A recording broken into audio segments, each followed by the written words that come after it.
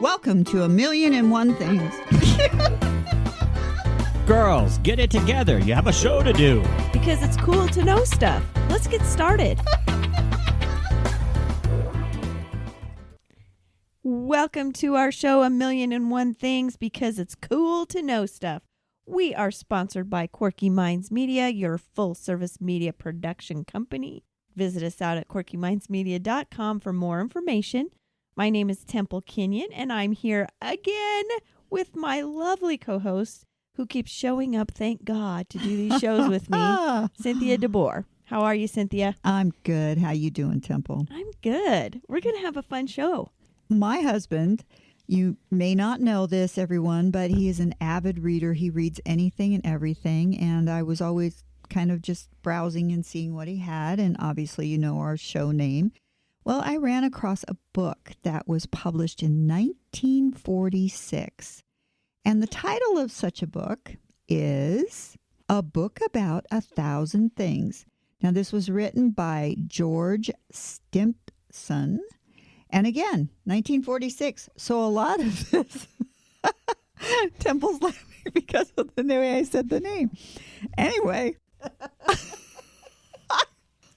I thought I was going to screw up his name. I wanted to make sure I said it right. I know you were fine. I just thought it was funny. Are we golden? I am golden. All righty. Today, we're going to be talking about a book I found on my husband's bookshelf, who is an avid reader. The title of this book kind of goes along with what our title is. It is A Book About 1,000 Things, and it's written by George Stimpson.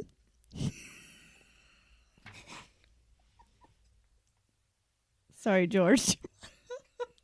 Nothing against you. I'm never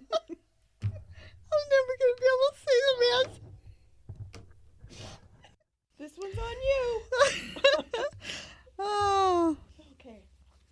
Okay. I'm going to have to cut a lot right there. Yes, you are. You're going to edit this one. Okay. Yeah. Okay. The book title is Our First Big... No, it's not. Okay, let's start over. Temple and I will be discussing today a book about 1,000 things, and it's by George Stimpson, published in 1946. And it kind of goes along with our show because 1,000,001 Things, and this is 1,000 Things. And because of the date, you are going to see that a lot of this stuff has survived the ages, and some of it is just kind of really old time and a little quirky, which definitely fits us as well. So why don't you start with the ones you found, Temple? Okay, there were so many in this book I wanted to talk about, so we might need to do another show. Yeah, do a 2 and a 3 maybe. Yeah, it's kind of funny stuff, but then it's sort of things that make you go, do you know, does moonlight ever produce a rainbow? I have never heard of that, but, you know, the thing is I think we had talked before, and I think we've all seen kind of the halo type effect around a moon. But, yeah. But so what is this moonbow thing? Well, that is exactly what you call it, is a moonbow, and they're unusual but not rare.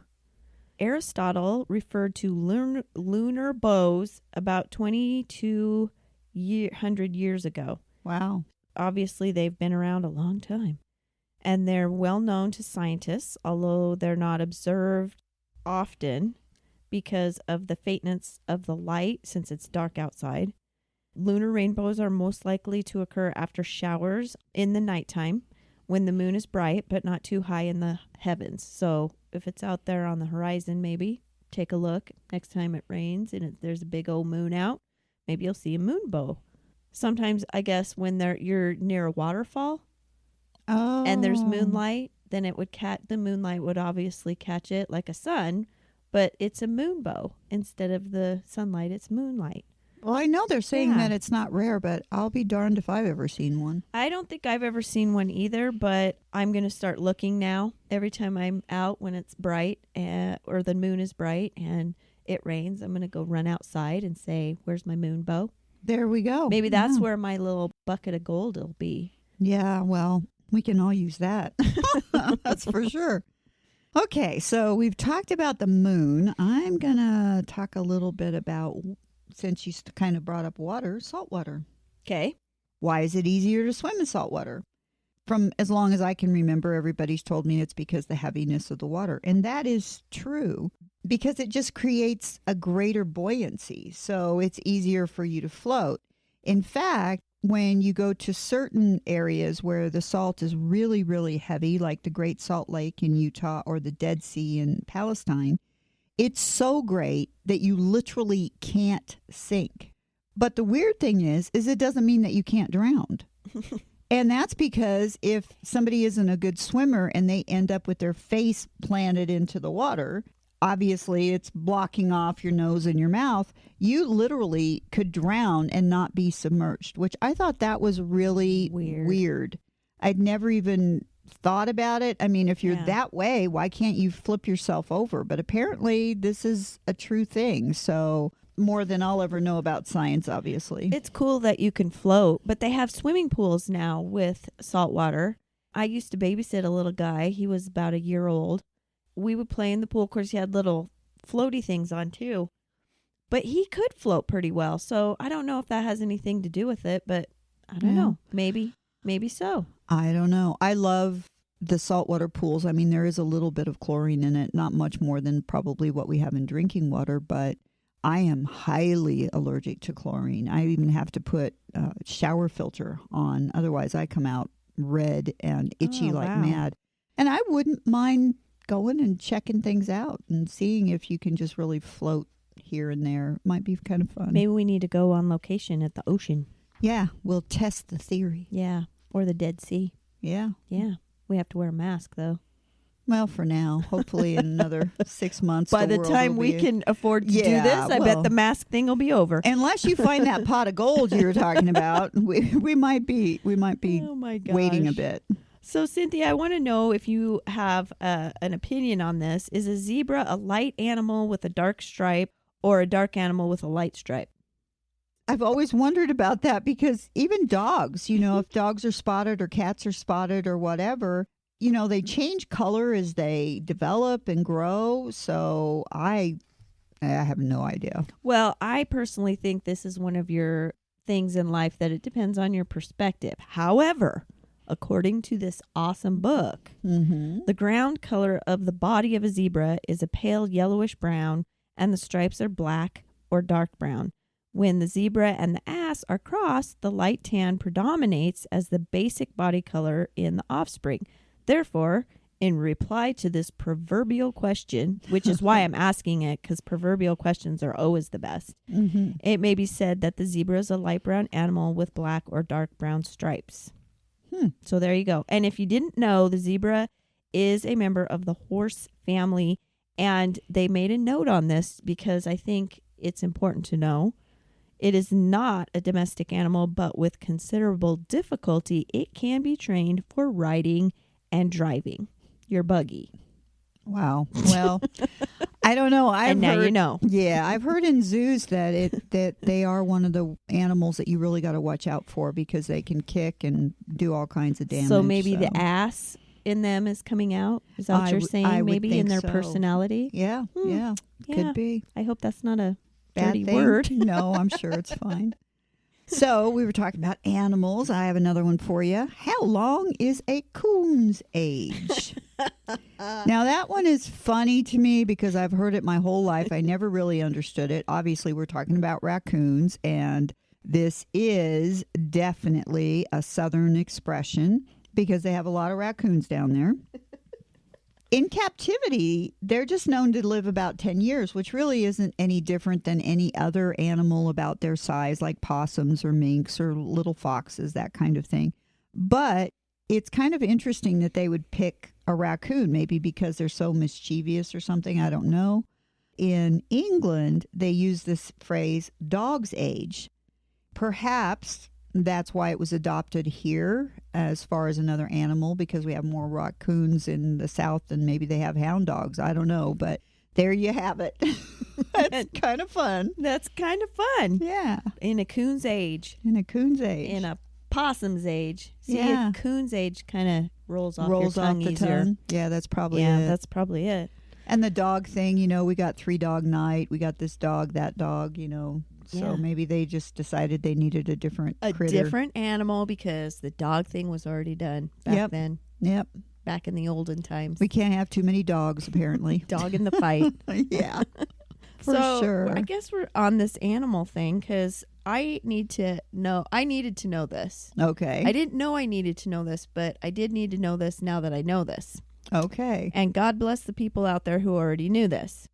Does washing eggs cause them to spoil quicker? Well, I do know there are people that have chickens and they don't.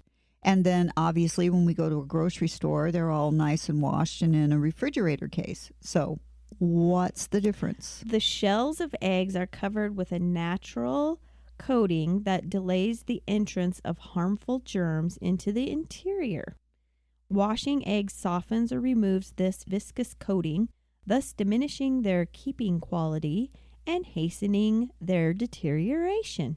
Clean, unwashed eggs bring the highest prices, and back when this book was published, Right. and the United States Department of Agriculture advises poultrymen against washing eggs before sending them to market. However, I'm assuming that has maybe been revised and they do wash them. Yeah. And I know in other countries, because I went over to Spain and their eggs literally, they did have an expiration date. And I think it was like 6 months, after the date Isn't that they that were amazing? put in. Yeah. But they had them on the shelf and they were in a nice little carton and all that kind of thing. But they were not refrigerated at all, which I thought was kind of unusual. When I was a kid and would go to my grandma's house, she'd let us go into the chicken coop and collect the eggs, which was a big deal, Mm-hmm. And she didn't wash them, Yeah. but You they washed had them before eggs. you cooked them, obviously, before you cracked the shells and stuff like that. I guess so. Yeah, she must have rinsed them off, but she had eggs. They had eggs every day, pretty much. Mm-hmm. So maybe they didn't sit around. Maybe she didn't have them long enough to have them sit around. But Yeah. yeah, I don't know. When they came out of the chicken, they were usually fairly clean. But I mean, come on, what you can't see probably can hurt you. But Yeah. yeah, I just thought it was interesting. So Okay, well, we've talked about eggs and coons and all this kind of stuff, so I'm going to talk about men, or actually Irish men, for a moment. And I've heard it a lot during my life, and I really never did understand why, because obviously we think of Irish, we think St. Patrick's Day, all those kinds of things. But Irish men are often called paddies with a DD, Paddis. And the reason is because it came from the original Old Irish form of Patrick. And the Old Irish form of Patrick is Pudwig, Pudwig. So I guess instead of saying, hey, Pudwig, they decided Paddy was a better way of saying this, because Pudwig does sound a little goofy.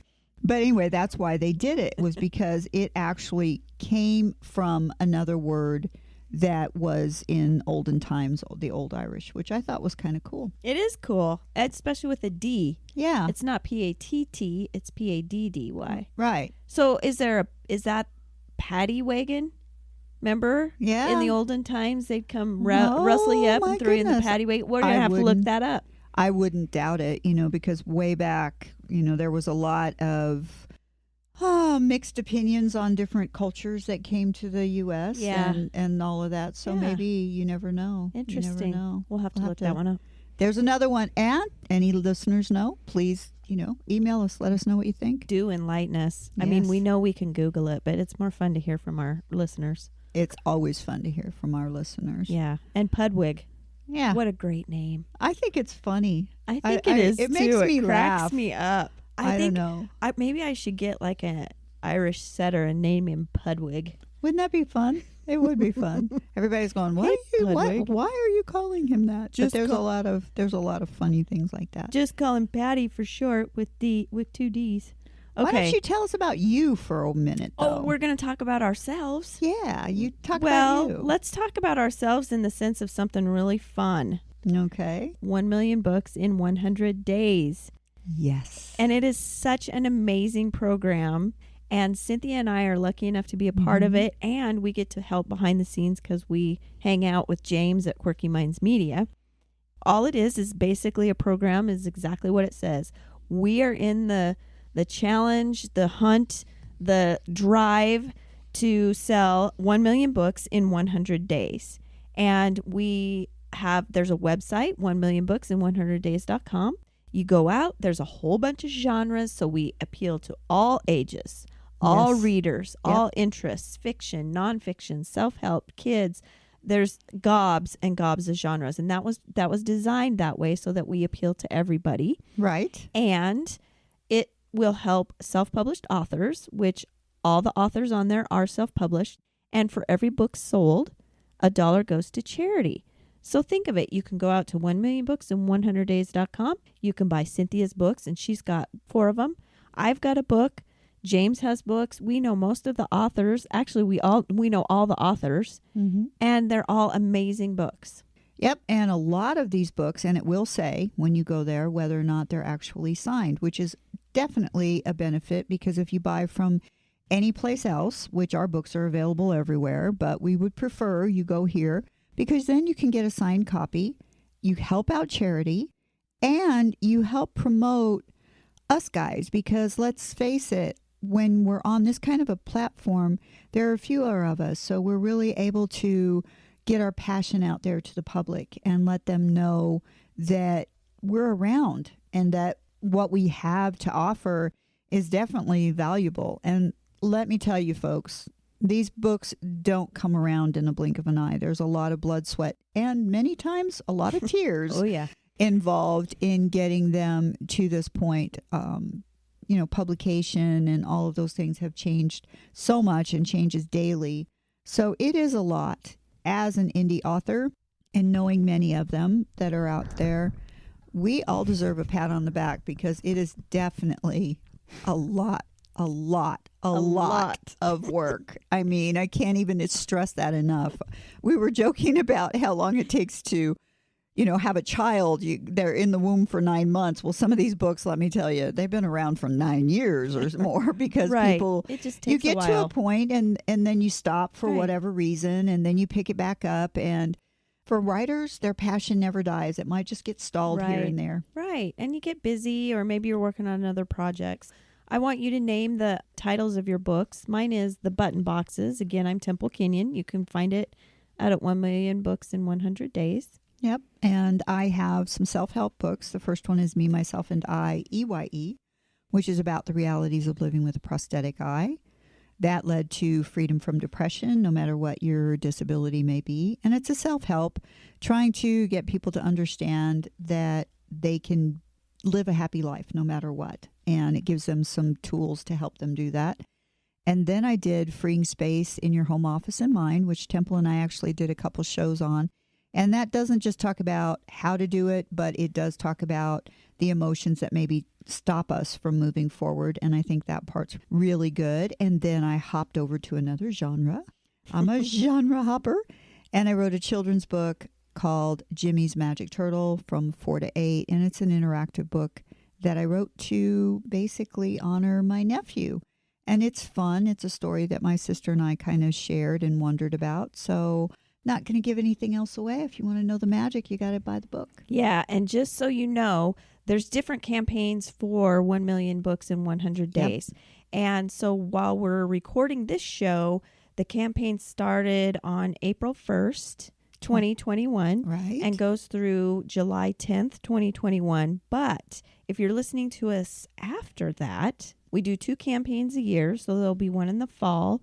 And you can go out to 1millionbooksin100days.com and buy these books at any time. The money goes still to the charity, and the self-published authors receive actually a little bit larger book royalty than they normally would from other venues, because it was designed that way to make sure that indie authors were getting a little bit more of a royalty than maybe other places. So no matter when you're listening to this, pop out to the 1millionbooksin100days.com website, buy some books, 1, 7, all of them. My books, Cynthia's books, James's books, everybody's books are great. I actually have read several of them and know the authors. And so does Cynthia. And if you do decide to be part of the challenge, which we hope you do, let us know. We'd love to have your stories so we can share that in different campaigns. Right. We are on we do have our website, like we said, and if someone wants to send in a cool idea or they really like something, it'd be nice to hear from you, and then that way we can put it out there and give you a little bit of publicity too. So yeah, that would be fun. You can be part of the challenge. Yeah. And I know we're planning something big when we hit that 1 million book mark. Oh yeah. This is our third campaign, and we've grown every time. Things have changed. We've improved, just like anything else. But the brainchild behind all of this is James Kelly, and we all have such a great respect for him. He just goes out there and does whatever he can to promote everyone, including himself. And I think that somebody like that really deserves a great hand, especially when they're so giving and wanting to support charities and everything. So we've got a really great figurehead behind all of this, that's for sure. Speaking of figureheads. What you got? So, Cynthia, what English queen had 6 fingers on one hand? I don't know. I have no idea. I never have heard that ever. I never had either, and I'm quite a fan of this period of history. One of the hands of Anne Boleyn, who was the second wife of Henry VIII of England, was deformed by the presence of an extra finger. Yeah, no kidding. The 6th finger, however, was little more than a stump covered by a nail turned up at the sides. Anne wore gloves whenever possible, but Queen Catherine, who was Henry VIII's first wife, if you know the history, Catherine used to get revenge on her rival by compelling her to play cards without gloves, thus exposing the deformity and disgusting the king. Many cases of what they call hexadactylism, that is persons having 6 fingers on each hand or 6 toes on each foot, have been reported by science, and apparently in some instances it is hereditary in certain families. And not to make light of the situation, but we used to have cats that had 6 toes. Yeah, and I think that would go through anything. And the problem is that anybody that's different, that's a cause for people to be made fun of or look at like, oh, you're so odd and everything. And the bottom line of it is human beings are imperfect to start with. And anything like that, it's just part of that. There's people that have more webbing between their hand, their fingers and their toes. There's another condition that is passed down usually from the mother to the child, but that's people that literally have no fingerprints. And it's very rare, but it does happen. And instead of, making fun of or, I don't know, being disgusted by somebody's differences, because they're not deformities, that's the way they came in. So let's embrace it. That's what we need to do, is embrace it and not be so critical. Yeah. I can understand how first wife could want to, throw darts at the second one, so to speak. And back then, any difference could have been seen as something evil right, or something out of this world. Or make fun of. Exactly. So I just thought it was interesting because I really enjoy that history from Henry VIII's wives and other things that went on during his reign. But I thought that was interesting. It is. It really is. 6 fingers. Well, I think we all know about acronyms and how an acronym, each letter usually stands for a word, right? Mm-hmm. So this one is a little bit different. It is AWOL, and it's AWOL. And the reason that they use this in military service means absent without leave. So if they would have written AWL, it could have easily stood for absent with leave. And they wanted to make sure that this wasn't, that this wasn't misunderstood. So it's AWOL, absent without leave, even though without is one word. And I thought that was kind of interesting because they really wanted to make sure that you knew this guy wasn't doing what he was supposed to do. And they wanted no miscommunication at all. And as we know, anybody in business, you do want that. You want to make sure that people are totally understanding what you say. And put the O in the situation. Exactly. Like, oh my. Boom. Yeah. Yeah, exactly. I'm so funny. Exactly. That's interesting, though. I would have never thought about that. Although, yeah, without is one word. So Yeah. I guess it does make you wonder. And so is with. So they didn't really have a whole lot of choice there to really make it clear. That's a good point. Yeah. Somebody was interesting. really thinking. They were. Using their They coconut. Yep. So, Cynthia, do cows sweat? Oh, good God. Who knows? I would imagine that every animal has some kind of way to expel heat, but Yeah. I have no idea. I just thought it was such a funny little question. Do cows sweat? Well, yeah, they do. But just a little background information for you bovine lovers. They do sweat, but it's not as noticeable as it is in like other animals like horses, because the sweat glands are distributed widely in other animals in the skin. So you see they sweat freely. But in a cow or a bovine, the sweat glands are less abundant and are most completely developed in the muzzle. So consequently, a cow will sweat freely on the end of her nose, while what perspiration appears on her body is usually slight and almost imperceptible. And that is the same with hogs. And now I understand why cows' noses are always wet and slick and kind of slimy. Yeah. Yeah, You know? that makes perfect sense. Because I know like a horse, and that's another large animal you would think would be similar, but when a horse, oh my gosh, they get so sweaty, you got to brush them down after they work out and all of those kinds of things. So, Yeah. but it makes sense, I guess, the pigs, like you just said, it's their snout, because you really have to be kind of cautious when a pig gets overheated, man. They're hunting for shade worse than any other animal I've ever seen. Yeah. So it's kind of interesting. It is interesting. So now you know. They sweat through their nose. That's cool. So we got noses covered. So now we're going to move on to eyeballs. We got fingers, noses, and now Cynthia's got the eyeballs. I got the eyeballs. Now this is something that I think the first time that you see one of these horror movies or one of these goofy little movies where the people go into the haunted house and there's the picture of the patriarch or the matriarch up on the wall, and it's this gorgeous portrait and sometimes scary looking depending on what you're looking at. But you move from one side to the other and all of a sudden you feel like those eyes on that painting are following you. Oh, yeah. And I was always curious as to why that happened. Well, I found out in this wonderful little book. It's because paintings or even movie screens are two-dimensional.